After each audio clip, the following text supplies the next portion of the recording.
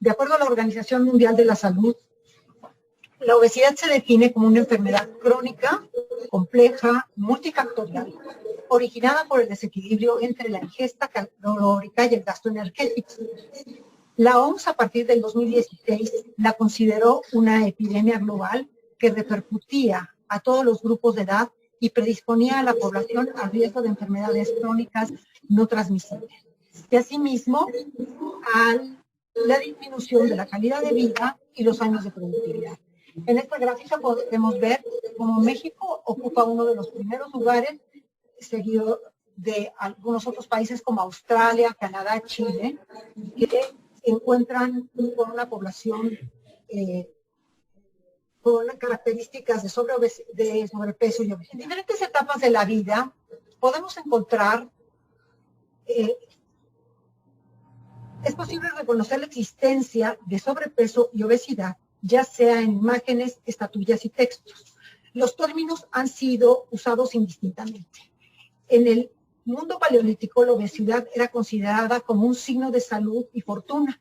Un ejemplo de ellos es la Venus paleolítica de Wildeldorf, con antigüedad de más de 22.000 años antes de Cristo. Hipócrates de Cos pensaba que el sobrepeso era la consecuencia de los humores que inclinaban al individuo a la muerte súbita y a las mujeres a la infertilidad y a menorrea y la muerte. Para su control, recomendaba efectuar fuertes ejercicios antes de los alimentos. Galeno escribe acerca de los tipos de la obesidad, llamada natural o moderada, o la inmoderada o mórbida, consecuencia del estilo de vida. Entonces estamos viendo a Galeno, que escribe sobre los dos tipos de obesidad, y para su tratamiento indicaba dietas poco nutritivas y abundantes para saciar el apetito y largas caminatas.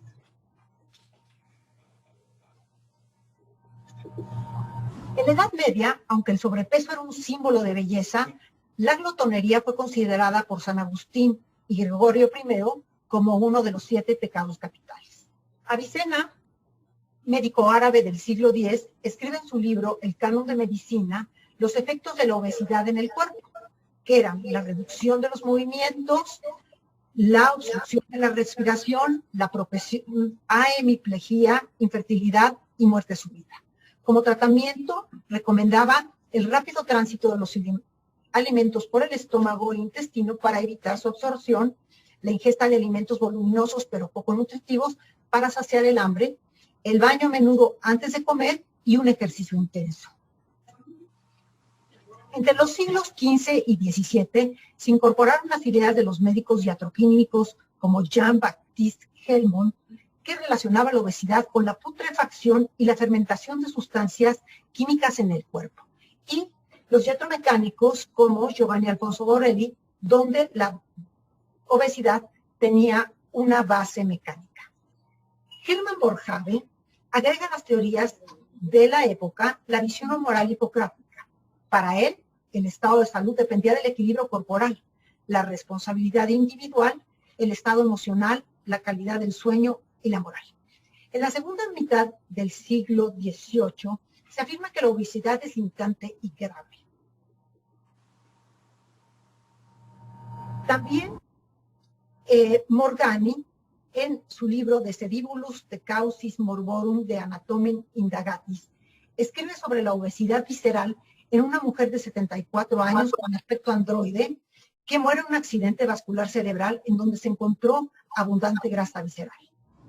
Los criterios para definir el bajo peso, el peso normal y el sobrepeso fueron a raíz que Adolfo Quetelet, astrónomo belga y matemático, aplica la probabilidad al cuerpo humano y establece las curvas antropométricas del peso en función de la estatura en diferentes décadas de la vida. Este tratado inventa la fórmula de índice de masa corporal y su libro aparece en 1867. Una tabla de peso con estatura, convirtiéndose esta en referencia para los americanos y las compañías de seguros de vida en Nueva York, cuando el peso se definía como una variable saludable por la alta prevalencia de tuberculosis y neumonía. Quizá Quien se adelantó a las descripciones sobre obesidad fue Charles Dickens, escritor de la Gran Bretaña, en su obra Los papeles póstumos del Club Pickwick, cuyo personaje principal es Samuel Pickwick. No obstante, es el sirviente Joe, quien es el joven obeso que mantenía los ojos cerrados y tenía dificultad para respirar. El cuadro clínico de la obesidad e incapacidad de mantenerse despierto fue descrito por William Osler en 1905 como un fenómeno extraordinario asociado a la excesiva obesidad de personas jóvenes, como una incontrolable tendencia a dormirse, como la obesidad de Pickwick. Finalmente, es el doctor Musi Mendoza, que menciona que el síndrome es mal llamado Pickwick debido a que se cita al nombre de la obra y no a quien la padecía. En el año del 2002 se hizo en Estados Unidos una llamada para disminuir el sobrepeso y la obesidad, cuyo objetivo es el reconocimiento como un problema de salud pública. Ahora, ¿qué tenemos sobre las medidas de sobrepeso y la obesidad y el índice de masa corporal? Tenemos que el índice de masa corporal es igual para hombres y mujeres, y este se obtiene dividiendo el peso de una persona en kilogramos por el cuadrado de su masa en talla.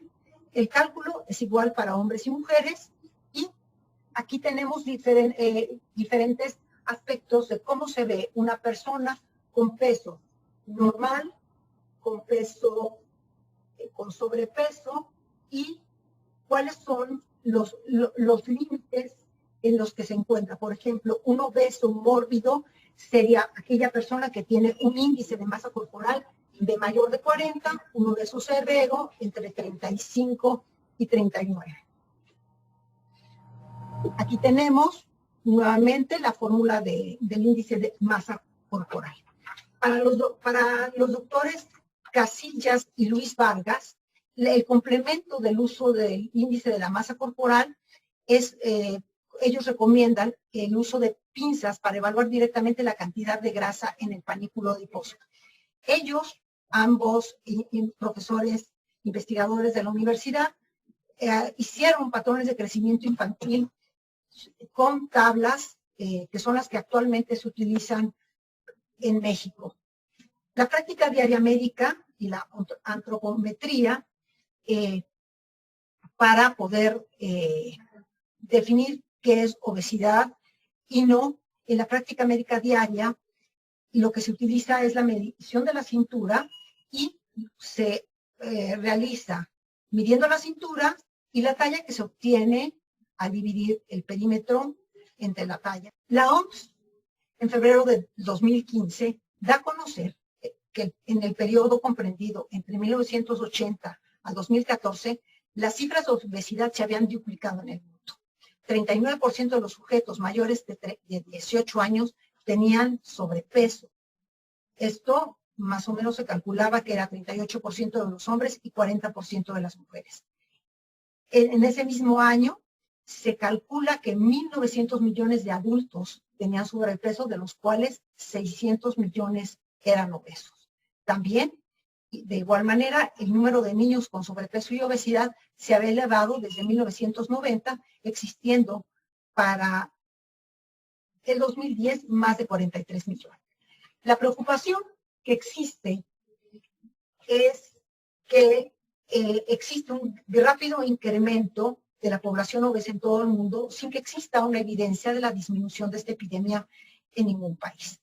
De acuerdo a los datos publicados para la OCDE, señalan que el aumento de la tasa de prevalencia de obesidad está en los primeros países son Estados Unidos, México, Nueva Zelanda, Francia, y además de que se considera como una epidemia, señala que el 44% de los casos se deben a obesidad. Aquí tenemos un escenario de lo que es el gasto total de dinero con respecto a la obesidad, con un escenario base, y lo que se puede ver claramente en la gráfica es cómo aumenta.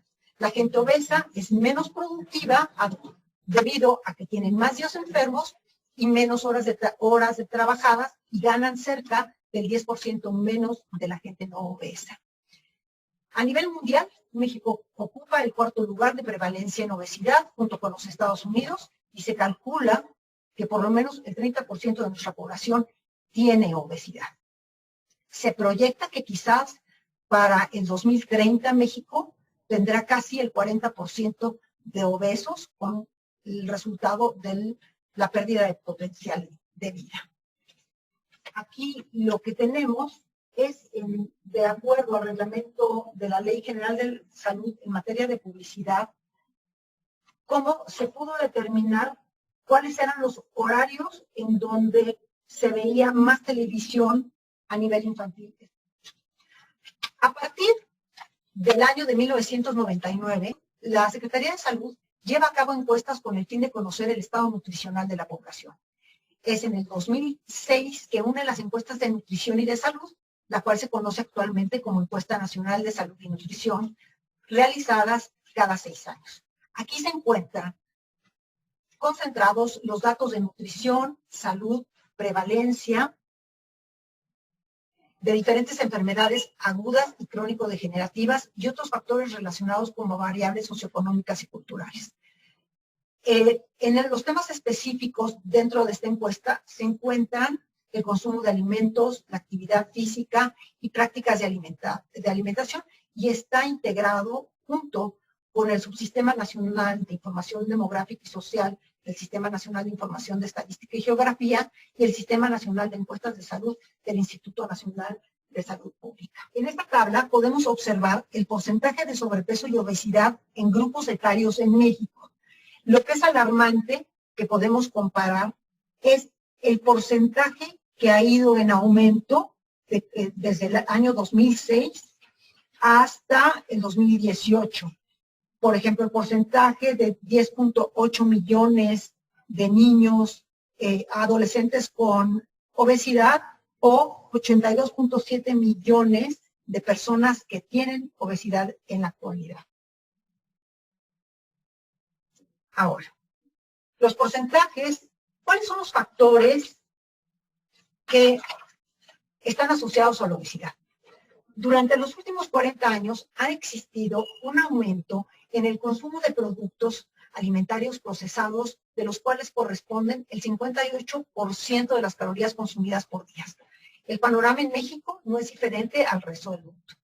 Esto se puede explicar por los cambios de la dieta asociados a la cultura, estatus económico, política, medios de comunicación, fácil acceso a los alimentos procesados, el aumento de ingesta de carbohidratos y grasa y bajo consumo de comida casera, con una mayor exposición a la publicidad y disponibilidad de los mismos, y la disminución de la actividad física en la población.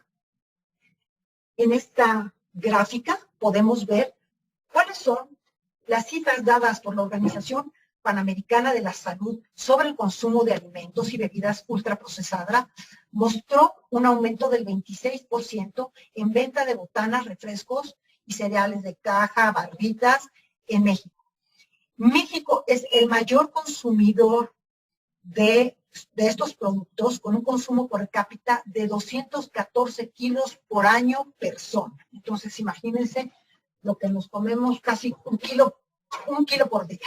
Y de acuerdo también a este estudio realizado por el Instituto de Salud Pública, México es el mayor consumidor de refrescos y bebidas azucaradas. El 44% de la ingesta total de líquidos son de este tipo en el mexicano. La OMS impulsó la Estrategia Mundial sobre Alimentación Saludable y Actividad Física con el fin de prevenir la obesidad, a la que México se adhirió en el 2004.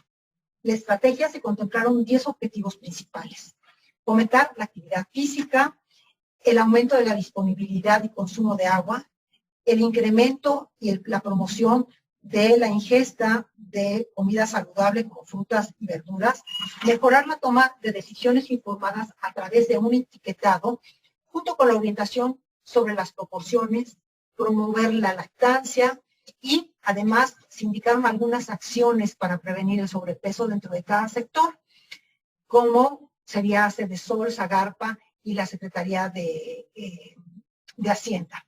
Para la industria alimentaria era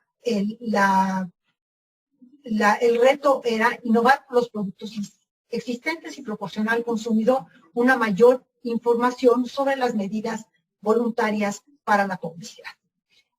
Hablando de los medios de comunicación y sobrepeso y la obesidad.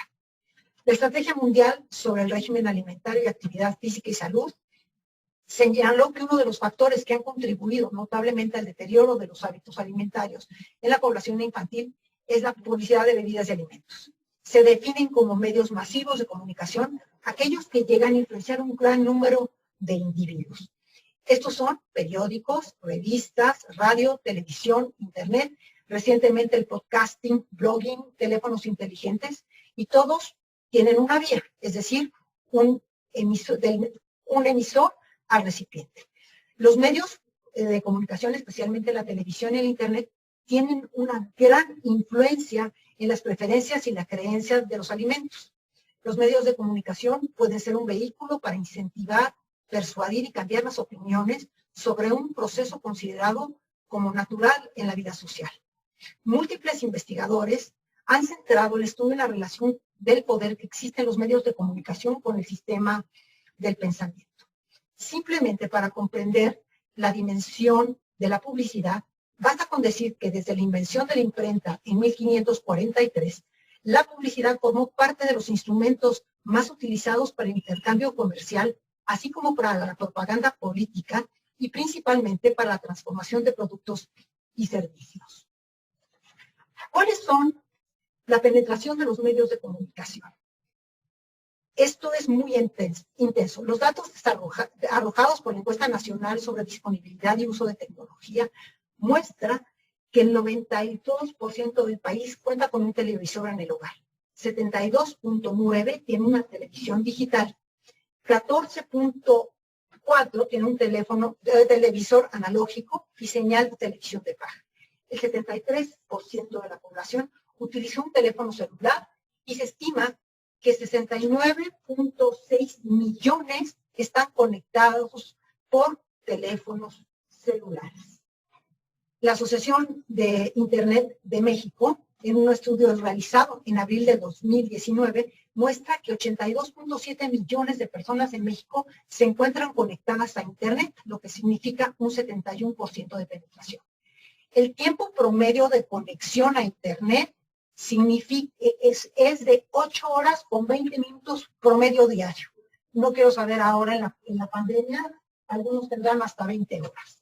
La mayor conexión se da entre las 12 y las 2 de la tarde y de 16 a 19 horas, consideradas como las horas de mayor tráfico en Internet. 82% de las personas están conectadas a redes sociales. Y Facebook sigue siendo la red más importante, seguida de WhatsApp, YouTube, Instagram y Twitter. Y aquí podemos ver el número de personas y de mensajes que se envían cada mes. Por ejemplo, en Facebook, 1.7 billones de mensajes se calcula y 1 billón en WhatsApp. Se calcula que los mexicanos dedican, la siguiente, 2 horas con 20 minutos para ver la televisión y escuchar la radio 2 horas. Están expuestos, se calcula que están expuestos a comerciales de alimentos cada 5 minutos y por lo regular se escuchan 30 comerciales al día. Yo creo que en ocasiones es inclusive hasta un poco más. En Estados Unidos, los alimentos que se promueven, el consumo es de 155 billones de dólares por los productos publicitados en niños y adolescentes. Esto es, si yo promuevo un cereal, seguramente la venta va a aumentar y el consumo por los padres es de 200 billones de dólares. Los niños, se calcula que observan 40,000 comerciales al año y entre 4.500 y 7.500 son exclusivamente de alimentos. Okay. La promoción de mercadotecnia en mercadotecnia tiene el objetivo de sensibilizar al público sobre el producto o la marca para generar ventas y crear lealtad hacia ella. El medio de difundirla puede ser variable y va de acuerdo al objetivo particular de cada producto. Los medios de comunicación son diseminadores particulares de cada producto. La gran parte de los anuncios de alimentos son dirigidos a la población infantil, inciden a través de dibujos animados y superhéroes. También se incluyen incentivos para desarrollar lealtad en los consumidores, juguetes o stickers, y la publicidad genera en esta población dependencia y una preocupación por pertenecer al grupo, encontrándose en los menores de edad una dificultad para discriminar lo que corresponde al programa de televisión y lo que es un anuncio. Se ha calculado, lo que yo les decía, que más o menos los niños ven 40,000 comerciales al año. Siendo el principal objetivo del gobierno la prevención y el combate a la obesidad, la Estrategia Nacional de Salud y Prevención y Control de Peso fue lanzada en 2013 con el fin de enfrentarlos. Los expertos de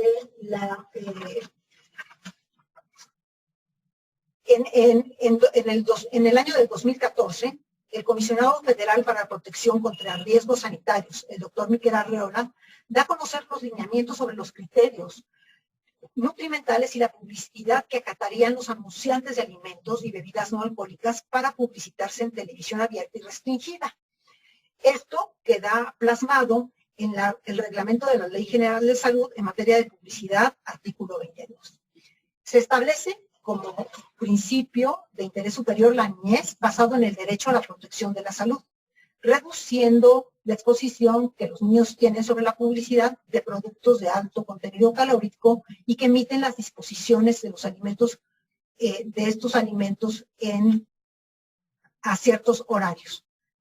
Por ejemplo, está restringido de 8 de la noche a 4:30, de las 19 a las 23 horas, los sábados y los domingos se quitan todo el anuncio y promoción de comida para niños. Esta es una de las razones por las cuales quitaron el famoso programa de Chabelo, que tenía más de 40 años al aire. Un año después que entró en leyes vigor, el Poder documentó 134 horas de transmisión que continuaban y se dieron cuenta que no había se continuaban promocionando alimentos de alto contenido calórico. También que había que proteger los entornos escolares de una alimentación adecuada, impulsar políticas fiscales para bebidas azucaradas, regular la publicidad, sobre todo en los horarios de la telenovela, de las telenovelas que se consideran como no infantiles, pero que los niños lo ven. Y que el horario más visto es de las 8 a las 10 de la noche, el cual no se encuentra regulado. También el aspecto más importante que el golpe más fuerte a la publicidad de los alimentos fue la modificación a la norma oficial mexicana del 27 de marzo del 2020 sobre las especificaciones del etiquetado de alimentos hechas en el 2010. Colaboraron diferentes cámaras de comercio, asociaciones de alimentos, la OPS, Profeco, la Secretaría de Salud, con el Instituto de Salud Pública y el Instituto de Ciencias Médicas Salvador Subirán. Se abroga el reglamento propuesto en el 2014 y se le dice adiós a Lucito Bimbo, al Tigre Toño, al Gansito Marinela, al Negrito Bimbo y a Chester Chetos y a muchos más. Todos personajes infantiles que dejarán de ser publicidad en los alimentos. No se podrá incluir en ningún empaque que esté dirigido a los niños que incita o promueve o fomente el consumo, compra o elección de productos con exceso de nutrimentos o edulcorantes. Ahora, hablar sobre el etiquetado es parte fundamental de las políticas de prevención de la obesidad. El etiquetado es un instrumento útil en la comunicación y la orientación del consumidor. Desde el punto de vista comercial, es el único medio que tiene el cliente para conocer el producto. La autoridad de salud parte del supuesto que los etiquetados son entendidos ad íntegrum por el consumidor, lo que parece totalmente aventurado por todas las variables implicadas. Cada consumidor tendrá que conocer la dieta ideal, el porcentaje de lípidos y proteínas, y decidimos abordar este apartado que existen los etiquetados y la publicidad por ser una forma para la prevención de la obesidad. El primer sistema es el de información nutricional o el sistema GDA. Este etiquetado fue propuesto en Europa por la industria y es una guía sobre los nutrientes reconocidos como críticos desde la salud pública. Sus valores de referencia diarios equivalen a una dieta de 2.000 calorías para una mujer sana con una actividad física moderada. Y esa es la primera crítica que le hacen al sistema GDA, porque la dieta y las kilocalorías que observamos en este tipo de etiquetados no están ajustados a lo que debería de comer un niño de 10 años o de 8 años. Nos proporciona los gramos y el valor diario en porcentaje. El etiquetado generalmente se encuentra en la parte posterior de todos los envases y bebidas e indican el número o tamaño de la porción, así como el gramaje, cantidad de calorías que aporta el alimento, que por cierto debe de ser de 300 kilocalorías y de los 10 diferentes ingredientes. Esta política de ser menor de 300 kilocalorías obligó al gobierno panista a disminuir las porciones de los gansitos y de los pingüinos y de las galletas para que tuvieran justamente menos de 300 kilocalorías, aún conteniendo los mismos elementos. Para calcular la cantidad de energía se deben utilizar factores de conversión. Y estos les pongo una tabla de acuerdo al aporte de calorías que dependerá de la actividad física y el metabolismo basal. Entonces, los valores son 1 gramo de proteína por kilogramo de peso, de hidratos de carbono, será entre 45 y 65 del aporte calórico. Se deben de multiplicar tomando en cuenta que 1 gramo de grasa aporta 9 kilocalorías. Se recomiendan 300 miligramos de grasa con menos del 10% total. Y así, y el problema que presenta este etiquetado en México es simple. El 10% de la población no sabe leer, otra gran parte ignora la ingesta calórica ideal por día, y también es necesario entender el significado de la tabla. Inclusive, estudiantes de nutrición tardan en estimar el valor calórico en un promedio de 3.34 minutos y solo el 1% de estos estudiantes responde correctamente. Para este etiquetado puede llegar a afectar negativamente las tomas de decisiones al consumidor y, en su opinión, en el mundo hay etiquetados más sencillos y comprensibles. El sistema de etiquetado frontal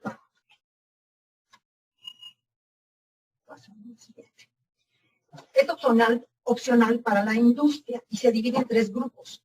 El primero, el sistema de nutrientes específicos, que da la información sobre el contenido que debe de consumir o restringir por porción. Y entonces aquí podemos ver cómo la versión de Choco Crispies, ya para que se despidan del elefantito de Choco Crispies, nos daba una porción de 30 gramos, 110 calorías. Los nutrientes, azúcares, grasas, calcio, zinc y las grasas incluidas. También este tipo de etiquetado se encuentra en algunos otros sistemas como el General Milk Nutrition y el Kellogg Nutrition Gate. ¿Cuál es el etiquetado frontal? La investigación de Villalpando en el Instituto de Salud Pública de México reveló que el etiquetado más aceptado por la población era el del semáforo, pues es una guía rápida y visual de contenido, aunque para ciertos grupos de estratos no sea lo más práctico por tener varios colores a la vez, que lo pueden hacer confuso. En 1980, en el Reino Unido, se desarrolló el sistema con el fin de proporcionar una vista rápida a los niveles de nutrientes del producto. Esto se le llamó Choosing Health, un etiquetado simple, a los que se le sumaron los semáforos de códigos de color y quedó el sistema llamado semáforo nutricional. El etiquetado de alimentos en México sigue siendo una tendencia en el mundo y como en México formó parte del Acuerdo Nacional para la Salud Alimentaria, junto con la Asociación de Tiendas de Autoservicios y Departamentales del Consejo Mexicano de la Industria de Productos de Consumo. Se diseñó un etiquetado frontal con información tipo GDA y en el 2014 se modifica esta norma de etiquetados. Se obliga a una reseña detallada de todos los alimentos y nutrimientos de alimentos, que es con la etiqueta que les mostré detallada en la parte de atrás, y se modifica en noviembre del 2019 el semáforo, diciendo que se deben de establecer normas para proteger la salud y los programas deben de señalar las necesidades de la población. Y entonces, en el etiquetado es necesario especificar, además de la composición, la calidad, hacer énfasis sobre el exceso de calorías, el exceso de sodio, el exceso de grasas, que esto ha dado, que van de izquierda a la derecha, serían octágonos con la leyenda y abajo el logo de la Secretaría de Salud. Ya hay más de 40,000 empresas que están amparadas contra estos sellos y se supone que la transición no debe durar más de 4 años. Entonces, más o menos así nos van a quedar nuestros empaques. El nuevo empaque de edición ilimitado, alto en azúcares, alto en sodio. Y desde una perspectiva bioética, podemos decir que la OMS se establece como promoción de la salud en intervenciones sociales y ambientales destinadas a beneficiar y a proteger la salud y la calidad de vida individual mediante la prevención y solución de las causas primordiales de los problemas de la salud. En investigación de la obesidad se ha ampliado el abordaje social principalmente desde el análisis de las políticas de salud pública para prevenir los diversos entornos y grupos sociales. En poblaciones adolescentes, la evidencia apunta que las políticas deben estar enfocadas a la prevención de la obesidad con la creación de programas que incentiven la actividad física y la alimentación saludable y que en población abierta y económicamente productiva se apueste más en apoyarse en servicios de salud para guiar comportamientos preventivos, evaluar riesgo individual y el control de la enfermedad para evitar complicaciones. ¿Cuáles son los costos sociales desde la bioética funcional, donde se observan críticas a la implantación de políticas públicas que no consideran la justa y desproporcionada disponibilidad de alimentos saludables para toda la población? El apoyo de prácticas mercantiles que alteran la producción y la venta de alimentos naturales y que por el otro lado incentivan la compra y venta de productos industrializados con alto contenido calórico. Así, hay importantes críticas a las políticas paternalistas que derogan recursos económicos a las familias con menor ingreso económico y menor nivel educativo, las cuales han sido replicadas en algunos países del mundo, donde se asegura que el carácter de seguridad alimentaria se transforma en estigma y discriminación de poblaciones beneficiadas por estos programas. Otros estudios aseguran que existen políticas benefactoras que son más efectivas para poblaciones vulnerables, pues de intervención temprana en los niños provenientes de familias en desventaja económica tienen efectos muy positivos en el corto y largo plazo. El usuario, también otro problema que tenemos, es que confía en el impreso de los etiquetados, en la publicidad y en los medios que lo están difundiendo. La responsabilidad recae directamente sobre el consumidor. Como condición básica para el discernimiento lo constituye el entendimiento, la educación y el saber de la materia. La mayoría de las decisiones en la vida cotidiana y sobre todo tratándose de elección de alimentación se basa más en variables socioculturales económicas que en el dilema de ser bueno o no. Y, por lo tanto, la industria quedará preocupada por sus ingresos económicos. En nuestro mundo se encuentra la influencia de los medios de comunicación y la industria en donde los valores sociales han sido desplazados hacia lo económico. Los productos están claramente ligados a valores humanos considerados ideales para la sociedad. Siempre podremos poner ejemplos como Coca-Cola, crear marcas que ama a la gente, que es la clara relación entre el bienestar y lo que se oye, además de la relación con su entorno social. En este marco de pensamiento y en el sentido de bienestar de salud, se convierte en una interpretación personal, resignificada por mediación de las fuentes informativas, una opinión por intención o interés de opinión potencializada por el alcance técnico del medio.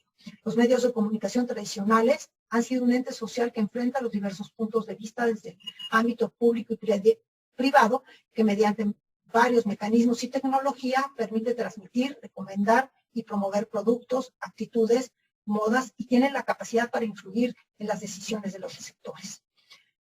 La responsabilidad es dar la información a la población con oportunidad y rapidez, pero esto no garantiza que la información emitida sea seguida por ninguno de ellos. Es indispensable promover una cultura de educación en donde la calidad de información transmitida por los medios tenga detrás una base sólida de responsabilidad moral. Es necesario que en la práctica de promoción y prevención de la salud se refuercen los valores humanos que sin duda redituarán en la reputación y la confianza en las audiencias. Sería conveniente, por lo tanto, que tanto la salubridad, la publicidad y la industria de los alimentos y las bebidas procesadas pudieran comprender su responsabilidad ética, deberes y su obligación para un bien común. Entonces, se hace indispensable que las tres instancias involucradas, los medios, la industria y el gobierno, se centren más en una ética de responsabilidad que idealmente lleve consigo una autorregulación responsable y valores como la honestidad y la integridad, que dará como resultado la promoción de la salud accesible para todos los estratos de la población. Muchas gracias.